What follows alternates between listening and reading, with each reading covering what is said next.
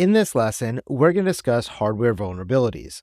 Now, hardware vulnerabilities are security flaws or weaknesses that are inherent in a device's physical components or design that can be exploited to compromise the integrity, confidentiality, or availability of the system and its data.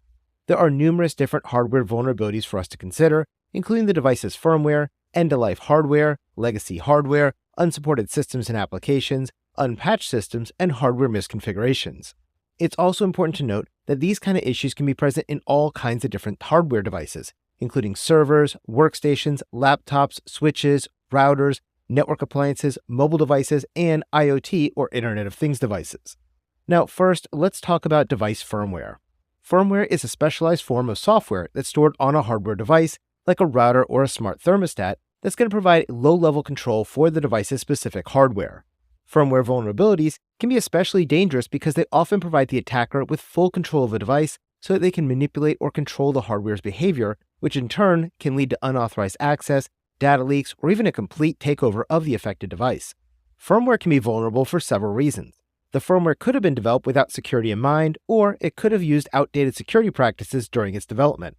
Firmware updates are also overlooked in many organizations when they're performing their routine maintenance for their devices, and this again can lead to persistent vulnerabilities inside of your systems.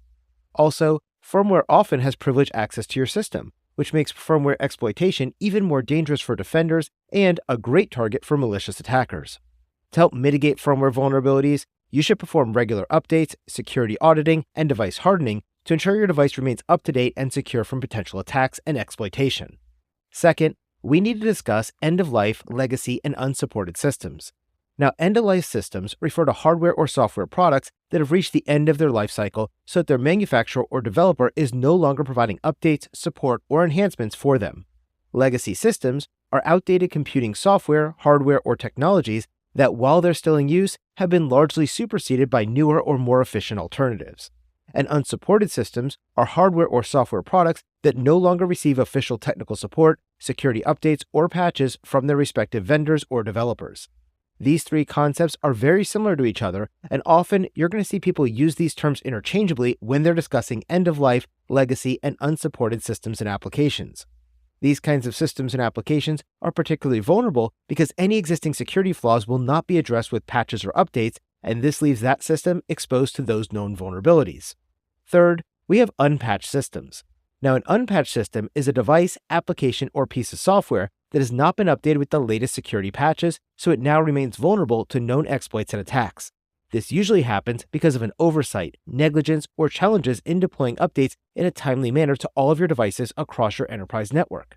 If you do not patch your systems in a timely manner, though, your organization is going to be exposed to a wide range of security risks because an attacker can easily exploit these known vulnerabilities to gain unauthorized access into your systems, compromise your data, or to disrupt your services. To help mitigate the risk of unpatched systems, it's going to be essential to establish a patch management process that involves regularly monitoring for updates, assessing the relevance and impact of the patches, and deploying your patches in a timely manner to ensure the security and integrity of all of your systems remains intact.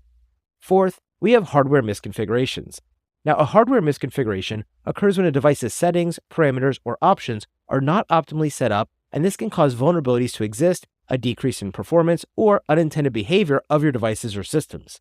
These misconfigurations can happen due to oversight, a lack of understanding of your industry best practices, or errors that occurred during the setup and deployment process. These misconfigurations can inadvertently open up security holes that would make your system susceptible to unauthorized access and data breaches. To mitigate the risks associated with hardware misconfigurations, it's also recommended that you conduct regular audits, enforce good configuration management practices, and implement automated tools for detecting and rectifying misconfigurations, as well as providing training to your personnel so that they're aware of the correct configuration protocols and security best practices that should be implemented across your devices. Now, when it comes to hardware vulnerabilities, including those that exist in the device's firmware, end-of-life hardware, legacy hardware, unsupported systems and applications, unpatched systems, and hardware misconfigurations, you need to be conducting hardening, patching, configuration enforcement, decommissioning, isolation, and segmentation to mitigate any known vulnerabilities in your devices and systems. Now, hardening involves tightening the security of your system by closing unnecessary ports, disabling unnecessary services, and setting up proper permissions. Hardening can be applied to firmware, applications, and various hardware to make them more resistant to attacks as well. Patching involves the regular updating of your software, firmware, and applications with the latest security patches to ensure that known vulnerabilities are being fixed in order to prevent exploitation.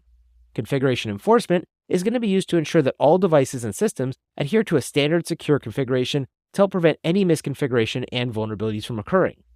If you're dealing with end-of-life, legacy, or unsupported systems, then you might want to use decommissioning. Decommissioning might be your best course of action because this means that the system is going to be retired and removed from your network, and this is usually done because an older end-of-life or legacy system would pose too great of a security risk if we leave it connected to our enterprise network. Now, if decommissioning is not immediately possible, you may instead isolate your legacy or vulnerable systems from your enterprise network to limit the potential damage that could occur from a potential security breach. Finally, we can also use segmentation to divide our network into segments to ensure that even if one section of our network is compromised, that breach will not necessarily compromise the entire enterprise network on our behalf. So remember, hardware vulnerabilities are security flaws or weaknesses that are inherent in a device's physical components or design that can be exploited to compromise the integrity, confidentiality, or availability of the system and its data. There are numerous different hardware vulnerabilities for us to consider, including the device's firmware, end-of-life hardware, legacy hardware, unsupported systems and applications, unpatched systems, and hardware misconfigurations. To mitigate these types of hardware vulnerabilities, you should conduct hardening, patching, configuration enforcement, decommissioning, isolation, and segmentation to mitigate any known vulnerabilities in your devices and systems.